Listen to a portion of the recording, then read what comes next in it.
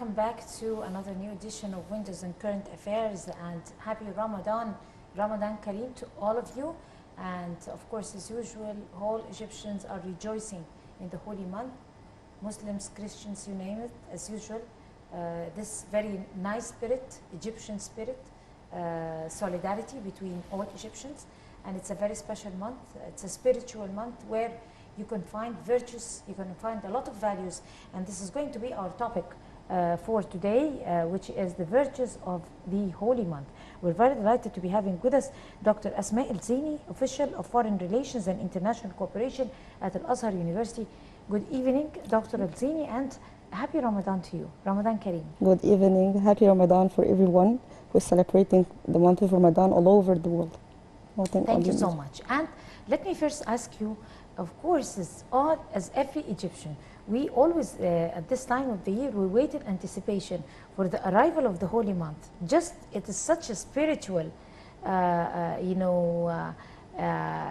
situation or a feeling that prevails all over Egypt, not only between Muslims, but also Christians and everybody who is in Egypt at this month. And usually, visitors fly to Egypt to enjoy and spend the holy month, even the non-Muslims, the holy month with us. So talk to us about the arrival, because we are, in the middle, right on top of the beginning of the holy month of Ramadan, and just observing the start, and very optimistic and thinking and hoping for a prosperous, blessed month. Talk to me about that particular spirit, or in other words, you could be able to explain it to the viewers, people who do not have had the experience before. How does it feel? Ramadan this year is totally different, especially it comes after 2 years of coronavirus. The first 2020 was complete closure. No one felt that spirit, the usual spirit of Ramadan, going to mosques, praying Taraweeh and visiting relatives and things like this. 2021 was a little bit different than 2020. We were allowed to go to very few mosques. But this year, Ramadan spirit is totally different. Everyone I'm talking to about Ramadan tells me that there is something so special about this year. Maybe they missed this spirit for that long period of coronavirus restrictions. So everyone is very happy. We are back to almost normal. We are allowed to pray at mosques, to have visits for relatives, to go for public places and everything. This is what is so special about Ramadan, after these 2 years.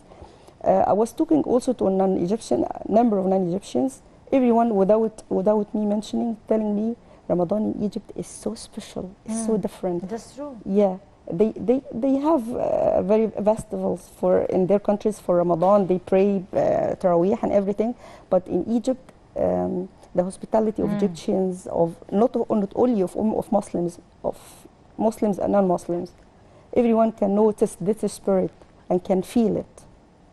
That's what makes it so special. Right, and speaking about Ramadan and speaking about the festivities of Ramadan and everything, as it's worth mentioning that the holy month, it just coincides with the holy month, that in this particular month, Al-Azhar is celebrating 1,050 years now, and it makes the Ramadan even much more special to us and to the whole Islamic world. We're going to go to a short break commemorating Al-Azhar establishing 1,050 years of great achievements to the whole humanity, and then we'll come back. So stay with us.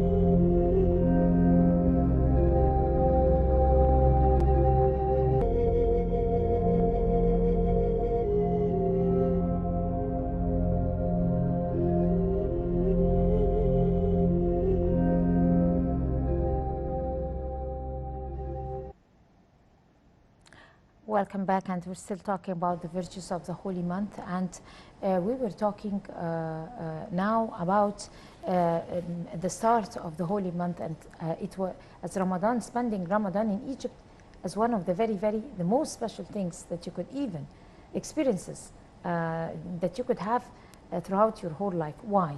Why is it special? Talk to us about Ramadan experience in Egypt. It's not about spending time, usual time. Ramadan itself has something so special. It's schedule. The schedule is changed in everywhere. Everyone tries to catch time to do a lot of things during very short time. Time of work may be shifted in most places. At night at Ramadan is something so special. You Festivities. No, people are, their faces are very happy. You don't know why. They feel that it is so special. It is something that they appreciate even if they are not Muslims. I know a number of non-Muslims who never eat during the night, during the daytime, because their friends are fasting. In solidarity with the fasting people. They feel it is something obligatory for them. They are allowed to eat. They are not fasting, but they don't do this for the sake of their friends. You cannot find something like this in any other place. Most countries have Muslim and non-Muslims, and this is not usual for them. And even non-Egyptians notice this very easily when they are here.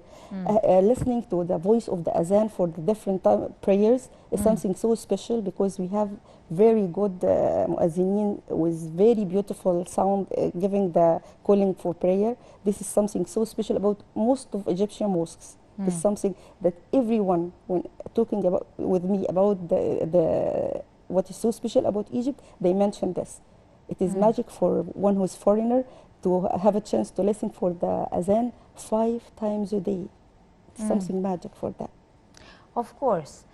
But I mean, talking about the holy month and, you know, in detail and explaining its importance and how is it distinguished among its counterparts, among other, I mean, like people's, the Christians, they celebrate, for example, Christmas, and it's also very special.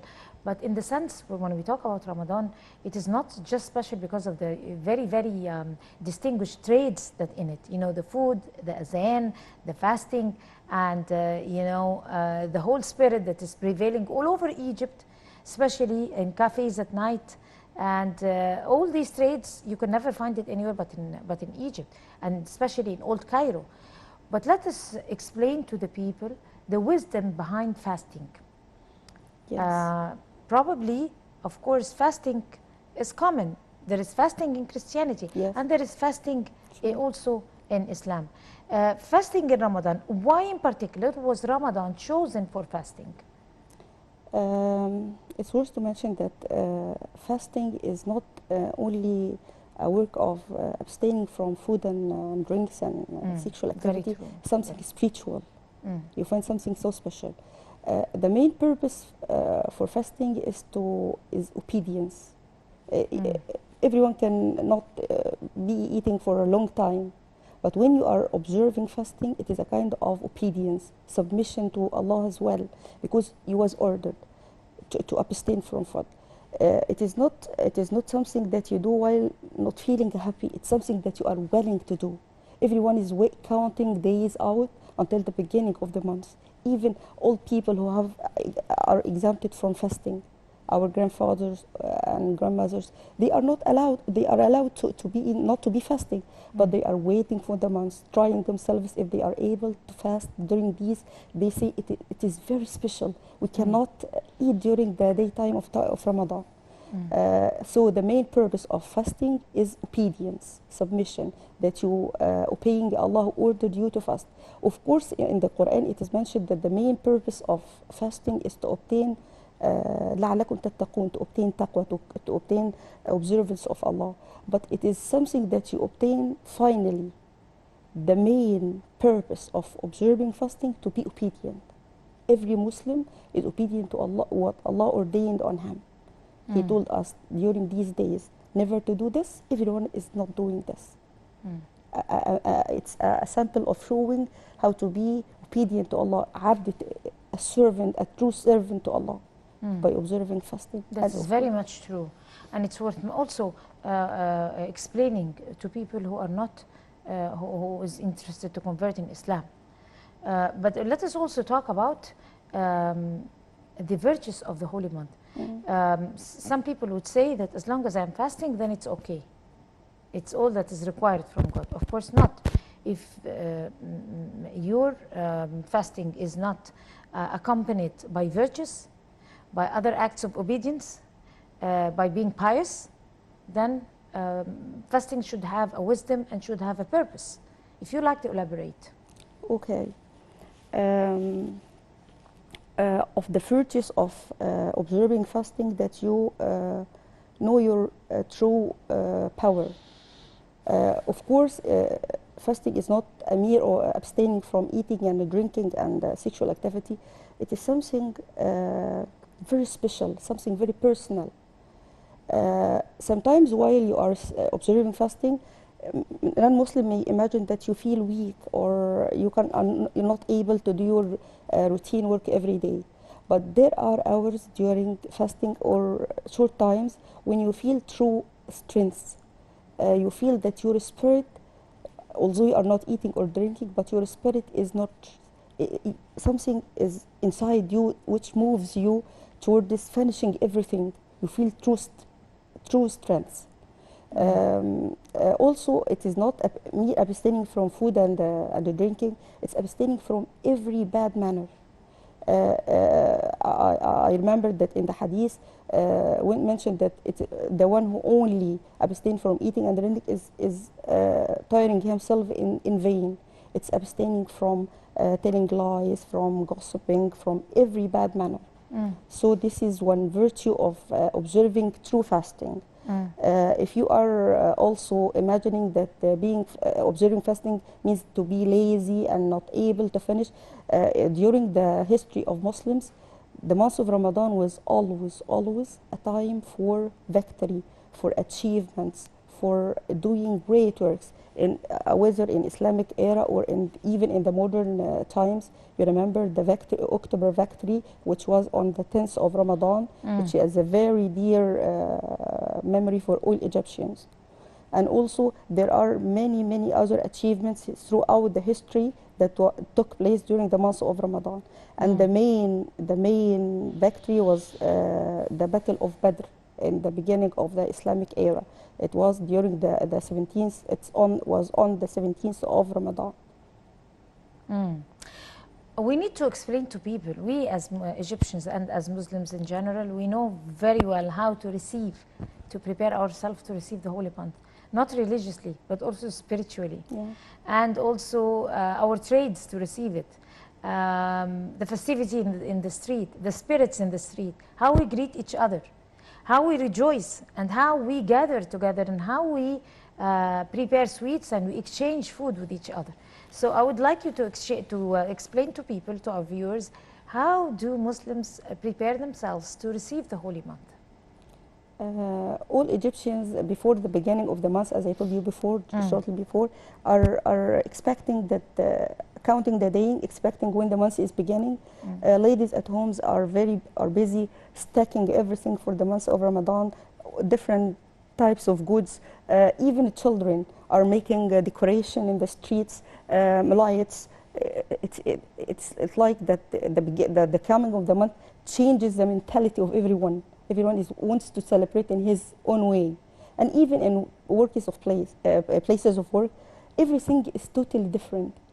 Everyone is greeting everyone. They saw each other yesterday only, but at the first day, on the first day of the month of Ramadan, everyone is kissing each one and happy Ramadan.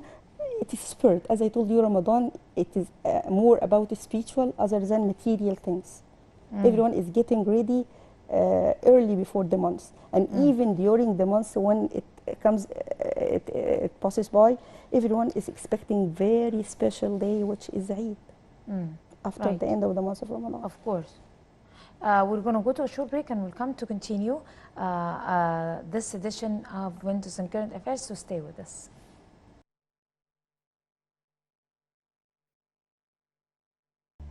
Welcome back, and receiving the holy month, as we said, and with us is our dear guest with us here live in the studio, still with us, Dr. Asmaa Elzieny, Official of Foreign Relations and International Cooperation. And we were talking, Dr. Asmaa, about the virtues of the holy month, and in particular, the most important one is intention. Okay. Intention for fasting, intention for everything that you do, intention even for al-zakah, or even for the food that you give to the poor people, or the food that you share in everything. So the intention needs purifying. This is one of the pillars, is that to purify your intention before you set your intention, or you say that I intend to do so and so. Talk to us about it. Intention is so important for every Muslim. Because in Islam, deeds are counted upon your intention to do this. Right. We have fasting, prayer, different kind of ibadah, giving a charity, performing a umrah, whatever. The most important thing before performing all these kinds of ibadah is to have that pure intention that you are doing all these deeds only for the sake of Allah subhanahu wa ta'ala. This is the key to winning the most reward of the month of Ramadan. Whatever you are doing during Ramadan is you are doing only for the sake of Allah subhanahu wa ta'ala. I'm praying because I'm obeying Allah. I worship Him only. I'm fasting for the sake of Allah. I'm having that great effort for the sake of Allah, paying my charity or my zakah or whatever, to have that pure intention. I'm seeking the rida of Allah subhanahu wa ta'ala. For him only, I'm doing all kinds of ibadah. This is one thing. Because if you are doing all these deeds without intention, you are doing in vain. They are not counted for you. This is intention. So it should be very clear for every Muslim before the beginning of the month to have this pure intention. You are doing whatever you are doing only for the sake of Allah. To obtain that ikhlas, doing this for pure intention. I'm seeking Allah's satisfaction with me. I'm doing whatever I'm doing for His sake only. This is mostly important. Right. Also, about intention, there are other pillars for the virtues. There is sharing. There is also to be pious, to abstain from certain actions entirely during the holy month.